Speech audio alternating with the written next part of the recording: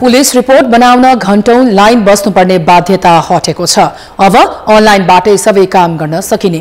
कान्तिपुर समाचारमा आज संगठित र अन्तर्देशीय अपराधका रूपमा देखिएको सुन तस्करी प्रकरणको अनुसन्धान प्रहरीले कसरी अघि बढाउला सबैको चासोको विषय बनेको छ।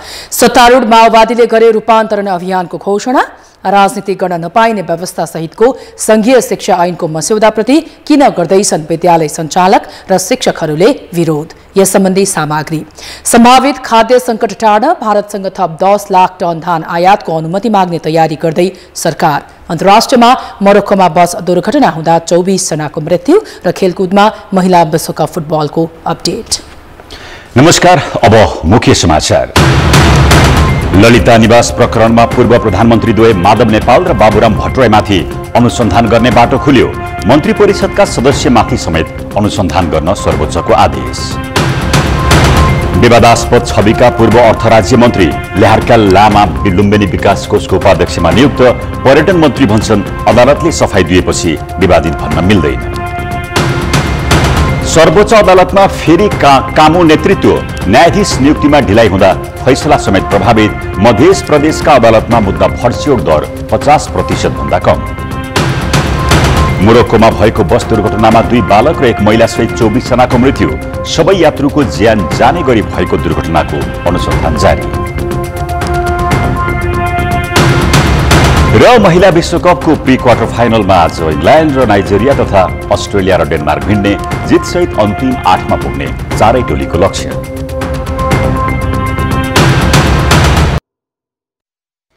सर्वोच्च अदालतले बालुवाटार स्थित ललिता निवासको जग्गा व्यक्तिका नाममा पुर्याउने गरी भएका निर्णयमा संलग्न मन्त्री परिषदका पदाधिकारी समेतलाई अनुसन्धानको दायरामा ल्याउन आदेश दिएको छ।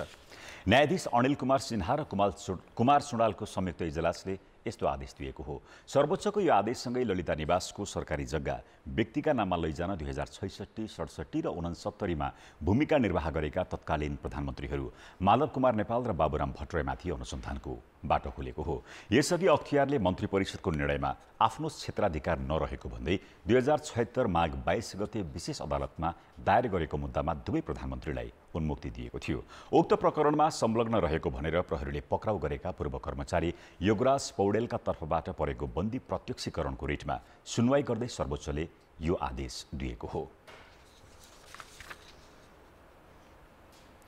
बालुवाटार स्थित ललिता निवासको सरकारी जग्गा हिनामिना प्रकरणमा अहिले प्रहरीको केन्द्रीय अनुसन्धान ब्युरो CIBले कृत्यमा अनुसन्धान गरिरहेको छ।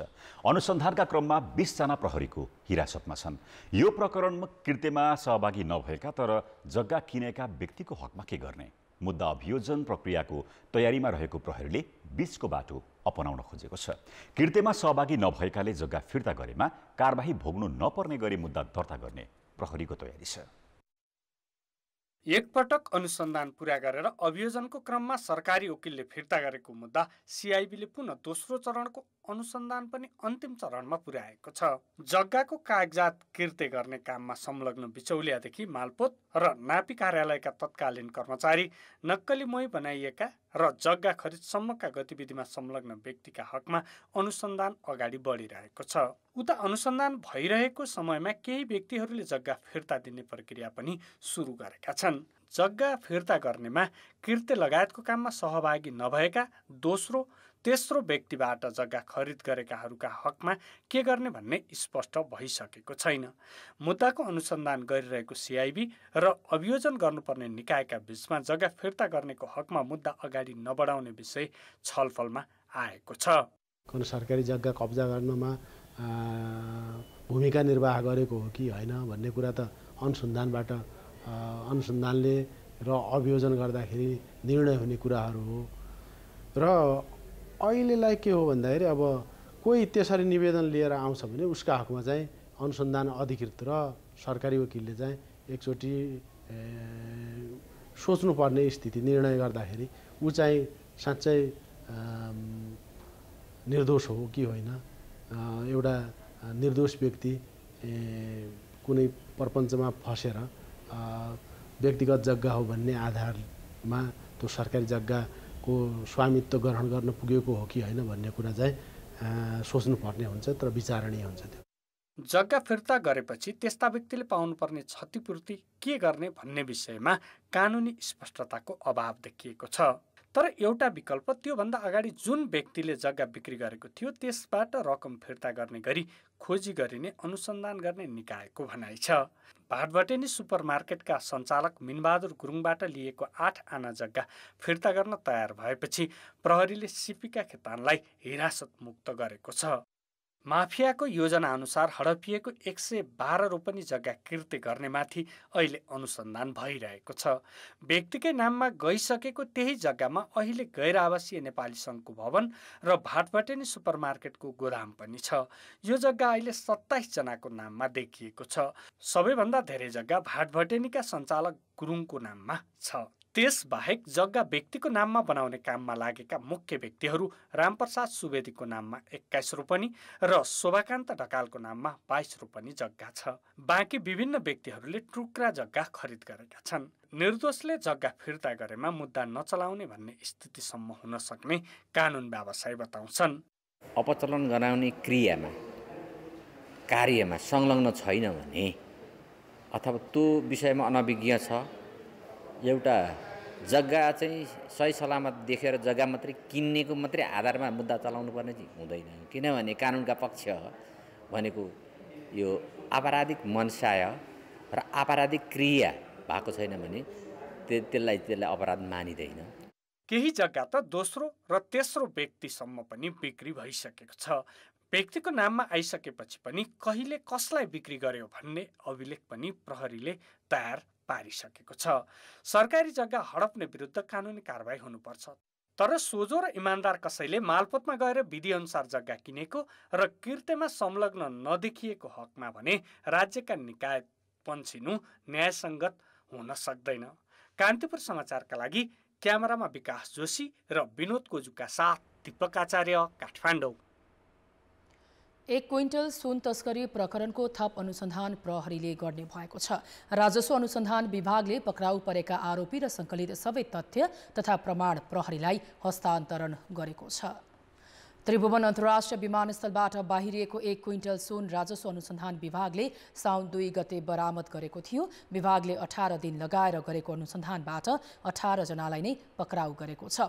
हङकङबाट ल्याइएको सुनमा अन्तर्देशीय आपराधिक सञ्जालको संलग्नता देखिएको भन्दै थप अनुसन्धान गर्न विभागले प्रहरीलाई जिम्मा लगाएको हो। एक चिनिया मूलका भारतीय र अर्का चिनिया मूलकै बेल्जियमका नागरिक तथा भन्सारका कर्मचारी सहित 14 जना नेपाली पक्राउ परेका छन्। अहिलेसम्मको अनुसन्धानमा संगठित अपराध जोडिएको देखिएकाले विज्ञताका आधारमा संकलित प्रमाण र तथ्यसहित थप अनुसन्धानको जिम्मेवारी प्रहरीलाई दिएको विभागका महानिर्देशक नवराज ठुङ्गानाले बताएका छन्।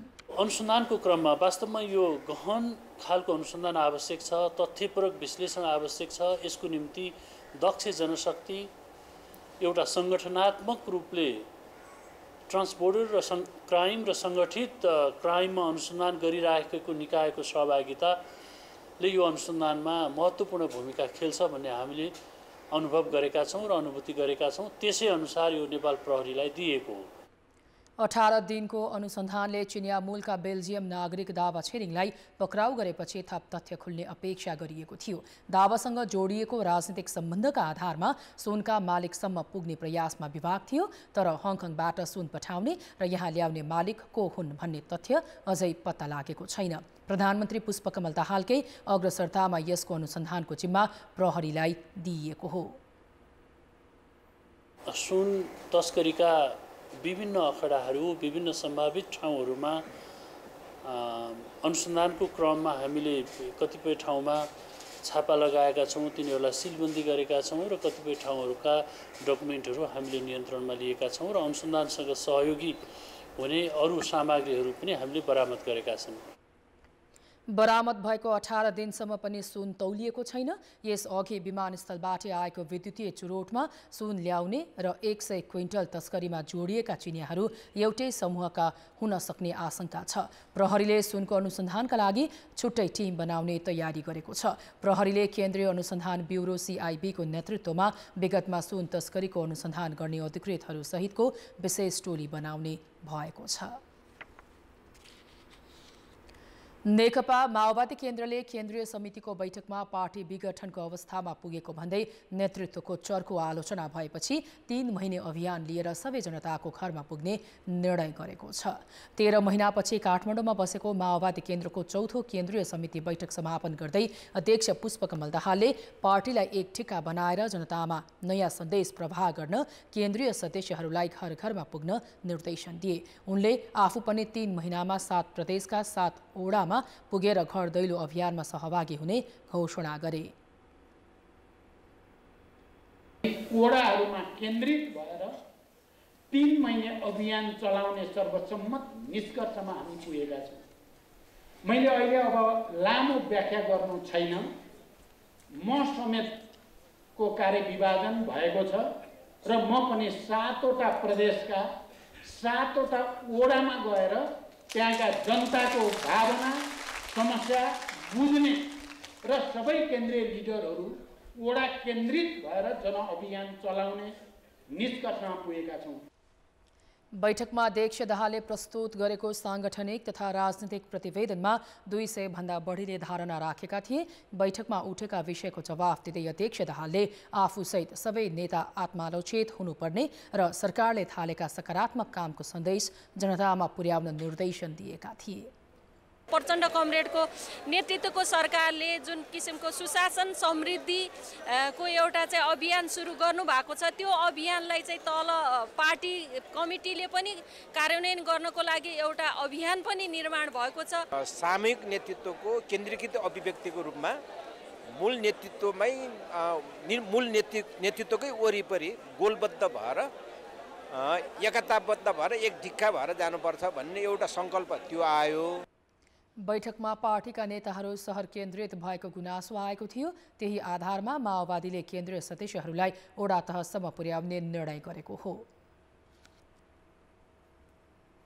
आम जनता सङ्गठित हुन, गोलबुन्द हुन र जनता हजारौँ शहीदहरूको रगतबाट प्राप्त भएका जनआन्दोलन जनयुद्धबाट प्राप्त भएका उपलब्धिहरूको रक्षा गर्ने अभियानमा लागौँ भन्ने लक्ष्यका साथ अहिले जाने एउटा सङ्कल्प हामीले केन्द्र समितिको बैठकबाट गरेका छौँ। अप्ठ्याराहरू जे थिए होइन तीसँग लड्न सक्ने एउटा विचारलाई स्थापित गर्ने, विचारलाई समृद्ध गर्ने होइन नयाँ एउटा विचार निर्माण गर्ने एउटा सङ्कल्पसहित हामी यो बैठकमा पुग्यौँ।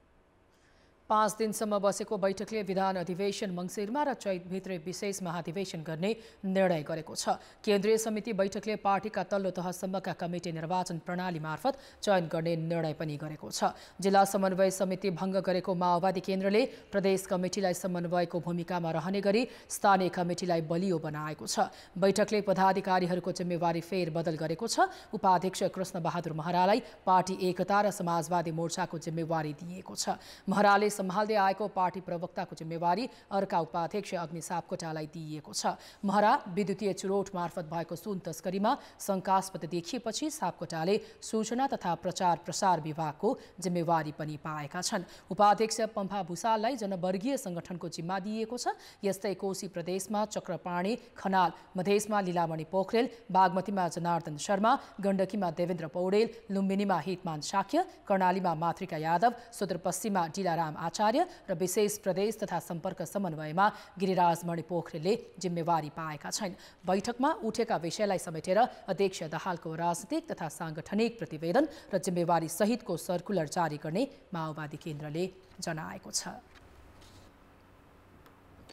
सर्वोच्च अदालतको नेतृत्व आइतबारदेखि कायम मुकायम प्रधान न्यायाधीशको रूपमा विश्वम्बर प्रसाद श्रेष्ठले सम्हालेका छन्। प्रधान न्यायाधीश हरिकृष्ण कार्की उमेर हदका कारण अनिवार्य अवकाशमा गएपछि श्रेष्ठले वरिष्ठतम न्यायाधीशको हैसियतले न्यायपालिकाको नेतृत्व पाएका हुन्। कामु प्रधान न्यायाधीश श्रेष्ठले आइतबारै पद बहाली समेत गरेका छन्। त्यसक्रममा श्रेष्ठले संविधान र कानुनका आधारमा सेवाग्राहीको हितलाई हेरेर चुस्त दुरुस्त तरिकाले काम गर्न निर्देशन दिएका छन्। संवैधानिक परिषदले श्रेष्ठलाई नेपालको 31औं प्रधान न्यायाधीशमा नियुक्तिका लागि सिफारिस गरिसकेको छ। संघीय संसद सचिवालयका प्रवक्ता एकराम गिरीले श्रेष्ठको संसदीय सुनवाईका लागि संवैधानिक परिषदबाट पत्र प्राप्त भएको जानकारी दिएका छन्। उनले केही दिनभित्रै संसदीय सुनवाई समितिको बैठक बोलाएर श्रेष्ठको सुनवाईका लागि उजुरी आह्वान गर्ने तयारी भइरहेको जानकारी दिए। समितिले सुनवाई प्रक्रिया अन्तर्गत 10 दिनको समय दिएर श्रेष्ठ विरुद्ध उजुरी आह्वान गर्नेछ। संसदीय सुनवाई समितिले अनुमोदन गरेपछि राष्ट्रपतिले प्रधान न्यायाधीश नियुक्त गर्ने संवैधानिक व्यवस्था छ। न्याय सम्पादन कार्यलाई छिटो छरितो प्रभावकारी कम खर्चिलो र आम नागरिकको न्यायालयसम्म सहज पहुँच बढाउन वर्षेनी नयाँ योजना बनाइन्छ। केही हदसम्म यस्ता योजना प्रभावकारी पनि देखिएका छन्।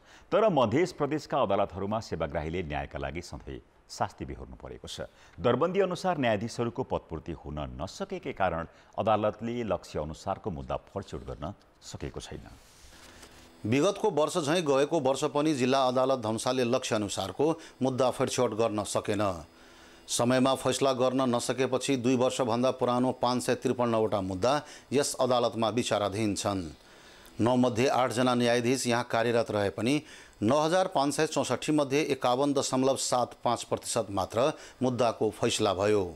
केन्द्रदेखि जिल्ला तहसम्म हाम्रो चाहिँ न्याय क्षेत्र समन्वय समितिहरू चाहिँ राखेको छ हैन। त्यो बमोजिम हामीले चाहिँ समय समयमा के रे समन्वय समितिका बैठकहरू राखेर चाहिँ उहाँहरूलाई हाम्रो चाहिँ समस्याहरू राख्छौँ है। त्यसका बावजुद पनि के छ भनेदेखि हामीले चाहिँ अपेक्षित रूपमा चाहिँ ती निकायहरूबाट चाहिँ सहयोग पाइरहेको अवस्था छैन। त्यसले गर्दाखेरि नै मुद्दामा बढी समय लाग्न गइरहेको अवस्था छ। धनुषा जस्तै मध्य प्रदेशका 8 जिल्ला अदालतमा 4222वटा मुद्दा 2 वर्षभन्दा पुराना छन्। गएको वर्ष जिल्ला अदालतहरूले मधेसमा 36558वटा मुद्दाको फैसला सुनायो भने 32782वटा मुद्दा अझै सुनवाईकै क्रममा छन्। आर्थिक वर्ष 2079-80 मा जिल्ला अदालत सप्तरीले सबभन्दा बढी 65.15% र सबभन्दा कमजोर पर्सा जिल्ला अदालतले 47.65% मात्र न्याय सम्पादन गरेको छ। न्यायाधीशहरूको पनि व्यापक रूपमा चाहिँ त्यो अवकाश पनि भइराख्नु भएको छ र व्यापक रिक्त पनि रहेको छ। त्यो कारणले गर्दा पनि न्याय सम्पादनमा चाहिँ छिटो छरितो भइरहेको छैन। मधेसका उच्च अदालतको अवस्था जिल्ला अदालत भन्दा पनि निकै कमजोर छ। वार्षिक लक्ष्यको 65% अनिवार्य प्रगति हासिल गर्नुपर्ने भए पनि आर्थिक वर्ष 2079-80 मा उच्च अदालत जनकपुरले 44.17%, राजविराज इजलासले 41.67 र अस्थायी इजलास वीरगञ्जले 52.83% मात्र मुद्दाको टुङ्गो लगाए। जनताले सोचे अनुरूप अपेक्षा गरे अनुरूप हामीले गर्न सकिरहेका छैनौँ। हाम्रा पनि केही कमी कमजोरी छन्, त्यसलाई करेक्सन गर्दै अब हामी जान्छौँ। तर अब यसमा अब विविध कारणहरू छन्। स्रोत चाहियो, साधन चाहियो, सुविधाहरू चाहियो। उच्च अदालत जनकपुरमा 12 जना न्यायाधीशको दरबन्दी रहे पनि हाल 6 जना मात्र कार्यरत छन् भने वीरगञ्जमा 15 मध्ये 7 र राजविराजमा 11 मध्ये 4 जना न्यायाधीशको दरबन्दी रिक्त छ। सर्वोच्चमा 21 मध्ये 7, देशैभरिका 18वटा उच्च अदालतमा 6 जना मुख्य न्यायाधीश सहित 54 र जिल्ला अदालतहरूमा 38 जना न्यायाधीश छैनन्। न्यायाधीशका साथै अदालतमा भौतिक पूर्वाधारको अभाव, नेपाल बार एसोसिएसनको आन्दोलन, प्रतिनिधि र प्रदेश सभाको निर्वाचन लगायतका कारण न्याय सम्पादनमा कठिनाई भएको हो। लामो समयदेखि रहिआएको समस्याहरूको समाधान गरी छिटो छरितो न्याय सम्पादन गर्नु आवश्यक देखिन्छ। कान्तिपुर समाचारका लागि क्यामेरामा बिर्खेश यादवका साथ अनिल मिश्र, जनकपुर धाम, धनुषा। अब जनताको आवाज हामीले साथै प्रदेशमा सोधेका छौँ। न्यायमा नागरिकको सहज पहुँचका लागि के गर्नु पर्ला?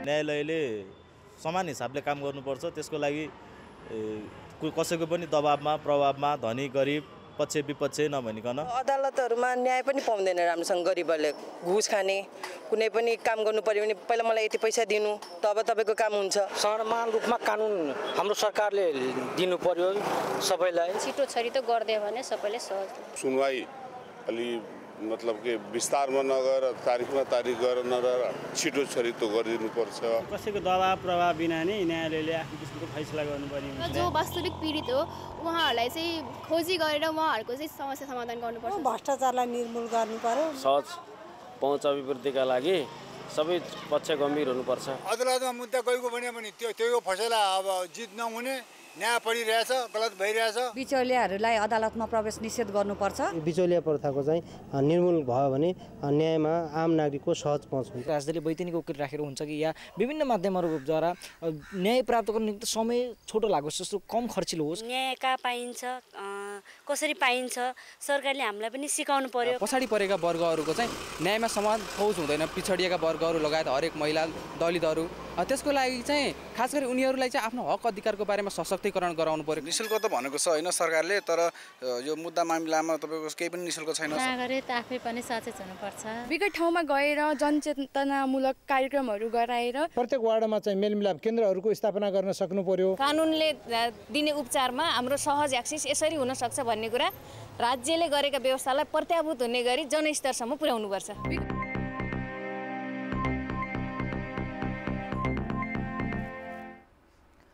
सरकारले विवादास्पद छविका पूर्व अर्थ राज्य मन्त्री ल्यार्ख्याल लामालाई लुम्बिनी विकास कोषको उपाध्यक्ष नियुक्त गरेको छ। संस्कृति, पर्यटन तथा नागरिक उड्डयन मन्त्री सुदन किरातीको सिफारिसमा प्रधानमन्त्री पुष्पकमल दाहालले विवादित लामालाई लुम्बिनी विकास कोषको नेतृत्व सुम्पिएका हुन्। माओवादी केन्द्रीय सदस्य रहेका लामाले हिजो नै नियुक्ति पत्र बुझेका छन्। बुद्ध जन्मस्थल तथा विश्व सम्पदामा सूचीकृत लुम्बिनीको गुरु योजना कार्यान्वयन तथा विश्व शान्तिको सन्देश दिने ठाउँमा हतियार लुकाउने व्यक्तिलाई नियुक्त गरिएको भन्दै आलोचना भएको छ। अकुत सम्पत्ति छानबिनको अनुसन्धानका क्रममा लामाको ब्याङ्क लकरमा 2072 सालमा 14 थान गोली फेला परेको थियो। उनी संविधान सभाका पूर्व सदस्य पनि हुन्। लामा वैदेशिक रोजगार, हतियार, अकुत सम्पत्ति आर्जन, दोहोरो नागरिकता, राहदानी लगायतका अभियोगमा पक्राउ पर्दै र छुट्दै आएका थिए। उनी 2067 सालमा झलनाथ खनाल नेतृत्वको सरकारमा अर्थ राज्य मन्त्री नियुक्त भएका थिए। नियुक्ति लगत्तै दोहोरो नागरिकता र राहदानीको विषय उठेपछि उनले 10 दिनमै मन्त्री पदबाट राजीनामा दिएका थिए। 2064 सालको पहिलो संविधान सभामा एमालेबाट समानुपातिक सभासद बनेका लामा 2070मा माओवादी प्रवेश गरी दोस्रो संविधान सभामा पनि सभासद बनेका थिए। उनी 2058 सालमा कांग्रेसबाट गुम्बा व्यवस्था तथा विकास समितिको अध्यक्ष बनेका थिए। समाचार अझै बाँकी छन्। एउटामा 42,000 राहत शिक्षकलाई दरबन्दीमा परिणत गर्ने प्रस्ताव गरिएको छ। यस्तै कक्षा 11 र 12मा पढाउने 4,000 अनुदान कोटालाई पनि दरबन्दीमा कायम गरिनेछ। ती शिक्षक खुल्ला र केही आन्तरिक प्रतिस्पर्धाका माध्यमबाट छनौट गरिनेछ।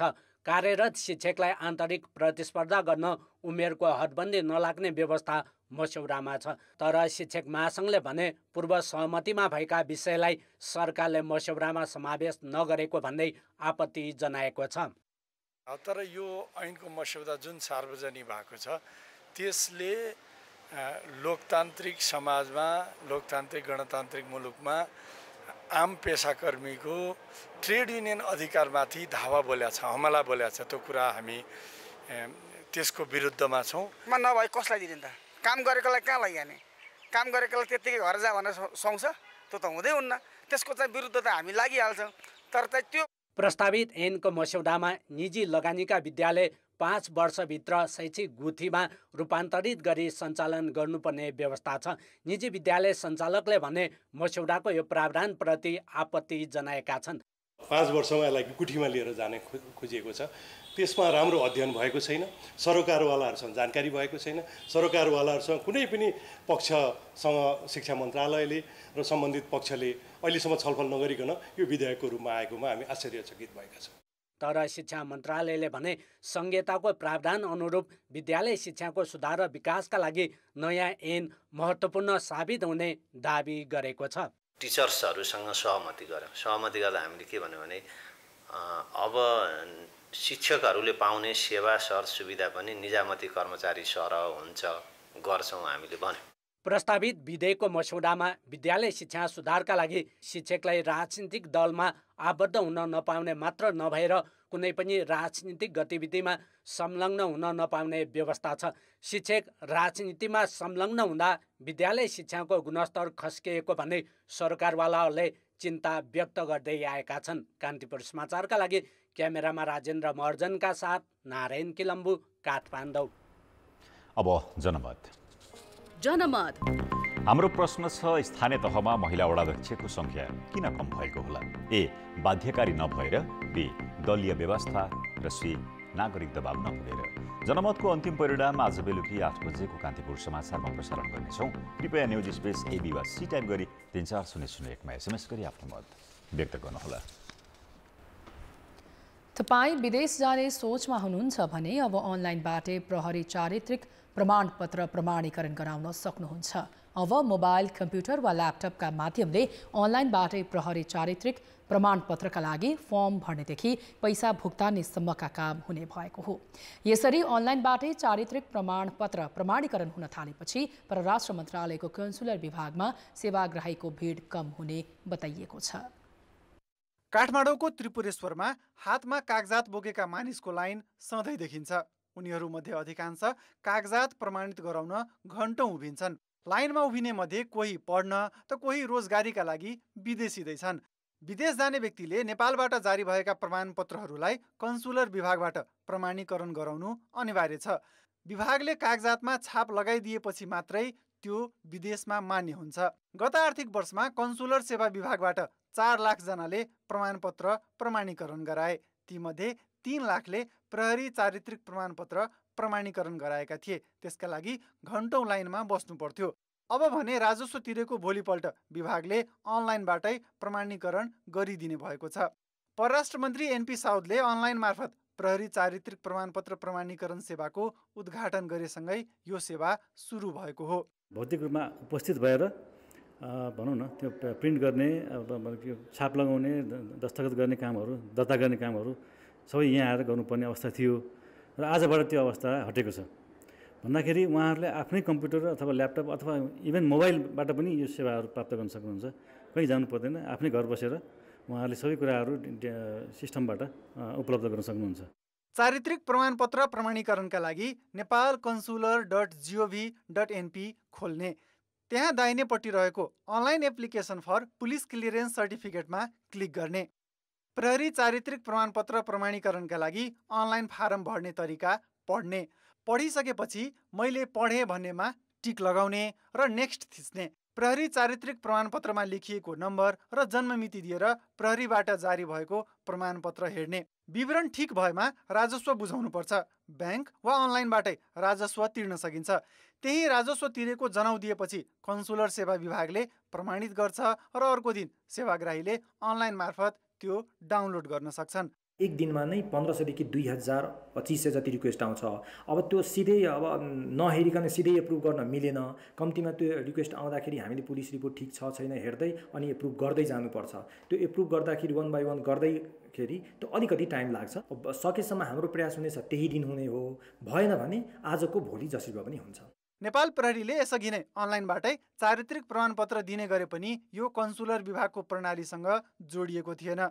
जन्म, विवाह, सम्बन्ध विच्छेद र मृत्यु जस्ता घटना सम्बन्धी कागजात, नागरिकता, लाइसेन्स र शैक्षिक योग्यता जस्ता दर्जनौं प्रमाणपत्र प्रमाणीकरणका लागि कन्सुलर सेवा विभागमै आउनुपर्छ। म चाहिँ यो मेरो डकुमेन्ट भेरिफाई गर्न चाहिँ म 5 खालबाट यहाँ काठमाडौँ त्रिपुरेश्वरसम्म आएको हो। अब 12 बजे आइपुगेको थिएँ। अब अहिले कति टाइम भइसक्यो। प्रमाणीकरण गराए बापत प्रति पृष्ठ 500 रुपियाँ तिर्नुपर्छ। गत आर्थिक वर्षमा कागजात प्रमाणीकरणबाट 23 करोड राजस्व उठेको छ। प्रहरी चारित्रिक प्रमाणपत्रबाट मात्र 15 करोड राजस्व सरकारी ढुकुटीमा आएको छ। अनलाइनबाटै प्रहरी चारित्रिक प्रमाणपत्र जारी हुने भएपछि अब यहाँ सेवाग्राहीको भिडभाड कम हुने भएको छ। तर अन्य धेरै खालका प्रमाणपत्र प्रमाणीकरणका लागि यही आउनुपर्ने बाध्यता भने कायमै छ। कान्तिपुर समाचारका लागि क्यामेरामा सञ्जय लुटेलका साथ जितेन्द्र झा, काठमाडौँ। नेपाल प्रहरीको मुख्य जिम्मेवारी समाजमा शान्ति सुव्यवस्था कायम गर्ने हो। अपराधको निष्पक्ष अनुसन्धान गर्ने र दोषीलाई कानुनको कठघरामा उभ्याउने जिम्मेवारी पनि प्रहरीकै छ। तर बाँकेमा न्यायको खोजी गर्दै प्रहरीमा पुग्नेहरू उल्टै निराश भएर फर्कन बाध्य छन्। भारतीय सीमा नाका जमुनामा साउन 9 गते नेपालगञ्जकी कौशिला बस्नेतमाथि दुर्व्यवहार भयो। नजिकैको इलाका प्रहरी कार्यालय जमुनाले बेवास्ता गरेपछि कौशिला प्रहरीबाट संरक्षित व्यक्तिहरूले नै आफूमाथि दुर्व्यवहार गरेको भन्दै उजुरी दर्ता गर्न जिल्ला प्रहरी कार्यालय बाँके पुगिन्। तर जिल्ला प्रहरी प्रमुखले सुरक्षा र न्याय दिनुपर्नेमा उल्टै आफूलाई धम्काएर पठाइदिएको गुनासो उनले गरेकी छन्। 20-25 दिनको संख्याहरू भन्दा पनि बढी थियो होला। हामीमाथि हमला, ममाथि हमला हुँदाखेरि र मसँगै गएको छुटाउन गएको मान्छेसँग म्याडम र 3 जनामाथि पनि उहाँसँग पनि हमला भएको छ। महिलाले न्याय नपाउने हामीले कानुनको ढोका ढकडाउन जाँदाखेरि उहाँले 2-4 हजारमा मिल्नुस् भन्नुभयो के। 9 गते भएको घटनाको चौतर्फी विरोध र दबावपछि 18 गते प्रहरीले उजुरी दर्ता गर्यो। तर न्याय र सुरक्षा खोज्दै प्रहरीमा पुग्दा उल्टै अपमान सहनु परेको गुनासो पीडितको छ। सङ्घीय संसदका सांसदहरूले पनि महिलामाथि हुने घटनामा प्रहरी गम्भीर नभएको आरोप लगाएका छन्। तर प्रहरीले भने पीडितको गुनासो सुन्ने र घटनाको वास्तविकता अनुसन्धान गरी न्याय दिलाउने प्रयास गर्दै आएको दावी गरेको छ। हामीले पीडित पक्षलाई नै बोलाएर उहाँहरूको गुनासोहरू सुनेका छौँ र सीसीटीभी त्यहाँ भएको सीसीटीभी फुटेजहरूलाई पनि अब एनालाइसिस गरेर हामी त्यसमा कसैले अब कानुन विपरीत त्यस्तो कुनै दुर्व्यवहार गरेको छ भने त्यसलाई हामी कानुनी दायरामा ल्याउँछौँ। त्यसो त प्रहरीबाट सहयोग नपाएको गुनासो सर्वसाधारणको मात्र छैन, जनप्रतिनिधिहरू पनि प्रहरीबाट असहयोग भएको गुनासो गरिरहेका छन्। स्थानीय न्यायिक समितिकी संयोजक समेत रहेकी जानकी गाउँपालिकाकी उपाध्यक्ष रामप्यारी यादव आफै प्रहरीबाट अन्यायमा परेको बताउँछिन्। आफ्नो कृत्य दस्खत गरेर 7,49,000 भन्दा बढीको बिल भुक्तानी लिन थालेको प्रमाणसहित सरकारी कागज कृत्य गर्ने विरुद्ध जाहेरी गर्न जाँदा प्रहरीले उल्टो कृत्य गर्नेलाई नै संरक्षण गरेको आरोप उनले लगाइन्। कहाँ आए हो, का करे हो, कुछ नहीं मतलब ही नहीं करे। जब जई पूछी कहे सर ना डरता हुई तो हाँ अब्बे होई कह के बुलावा जाते है, कोई वास्ता ही नहीं रखी है। आज स्थानीय सरकार का जब वास्ता नहीं रखी है तो और जनता का कहाँ वास्ता रखें। त्यसलाई प्रहरी कार्यालयले र सम्बन्धित कानुन हाम्रो सम्मानित अदालतले कसरी लग्छ, त्यसलाई मुलुकको फौजदारी कानुन अनुसार लग्छ कि तपाईँको मुलुकी अनुसार के छ प्रावधान, त्यो अनुसार नियमअनुसार कारबाही त्यहाँबाट के हुन्छ, त्यो कारबाहीको नतिजा पुर्याउनुसम्म गाउँपालिकाले यसलाई अगाडि बढाउँदैन, यसलाई भुक्तानी नदिएरै रोक्छ। यी त बाहिर देखिएका केही प्रतिनिधिमूलक घटना मात्र हुन्, तर पछिल्लो समय प्रहरी कार्यालयमा सेवा लिन पुग्ने धेरै सेवाग्राही असन्तुष्ट छन्। नागरिकलाई मुस्कान सहितको सेवा दिने नेपाल प्रहरीको प्रतिबद्धता विपरीत बाँके प्रहरी भने आलोचित हुँदै गएको छ। कान्तिपुर समाचारका लागि सविता जीसीका साथ जे पाण्डे, नेपालगञ्ज, बाँके। समाचार अझै बाँकी छन्। अर्थ र विकास। नेपालले सम्भावित खाद्य सङ्कट टार्न थप 10 लाख मेट्रिक टन धान आयातका लागि भारतसँग अनुमति माग्ने भएको छ। नेपालमा वार्षिक 55 लाख टन धान उत्पादन हुने गरे पनि करिब 10 लाख टन अपुग्छ। यस वर्ष तराईमा रोपाइँ राम्रो हुन नसकेको र धानको उत्पादनमा असर पुग्ने देखिएपछि सरकारले सहजता अपनाएको हो। धान निर्यातमा लगाएको प्रतिबन्ध फुकुवा गर्न र नेपालले खरिद गर्दै आएको कृषि उपजको कोटा बढाउन वाणिज्य मन्त्रालयले भारतसँग आग्रह गर्न लागेको हो। अहिले हामी कहाँ धान चामलको अभाव भएको अवस्था चाहिँ होइन, एकदमै अहिलेसम्म हामीसँग पर्याप्त मौद्दा छ। हामीले मन्त्रालयले निजी क्षेत्रसँग पनि तपाईँको पटक पटक यस विषयमा छलफल गरेका छ र उहाँहरूको भनाइअनुसार पनि अहिले केही होइन। तर अब के भने अब यसपछि गएर हामी कहाँ अर्को हार्भेस्टिङ गर्ने सिजन भनेको त मङ्सिरपछि मात्रै आउँछ। कथम कदाचित यो बिचमा अलिकति पर्याप्त हुँदैन कि भन्ने अवस्थालाई ध्यानमा राखेर हामीले भारत सरकारसँग अरू थप तपाईँको चाहिँ त्यो नेपालमा धान चामल अब चिनी लगायतका वस्तुहरूको चाहिँ अरू थप कोटा अथवा हाम्रो आपूर्ति सहजीकरणका लागि हामीले कुरा गरिरहेछौँ। मलाई लाग्दैन त्यहाँ यसको अभाव हुन चाहिँ दिँदैन मन्त्रालय। गत साता मुख्य सचिव वैकुण्ठ अर्यालको संयोजकत्वमा बसेको केन्द्रीय अनुगमन तथा मूल्याङ्कन समितिको बैठकमा खाद्यान्न व्यवस्थापनको विषयमा सबै उपाय अवलम्बन गर्ने बारे छलफल भएको थियो। कृषि तथा पशुपन्छी विकास मन्त्री बेदुराम भुषालले पनि गत बिहिबार धान चामलको निर्यात रोक्ने निर्णय लागू नगर्न नेपालस्थित भारतीय राजदूतलाई आग्रह गरेका थिए। 2 साता अघि भारतले धान चामलको निर्यातमा प्रतिबन्ध लगाएपछि व्यवसायीले आफू खुसी मूल्य बढाएका छन्। यता खाद्यान्न व्यवसायीले पनि धान चामल गहुँ मकै लगायतका खाद्यान्न आयातमा सहजीकरण गरिदिन सरकारसँग आग्रह गरेका छन्।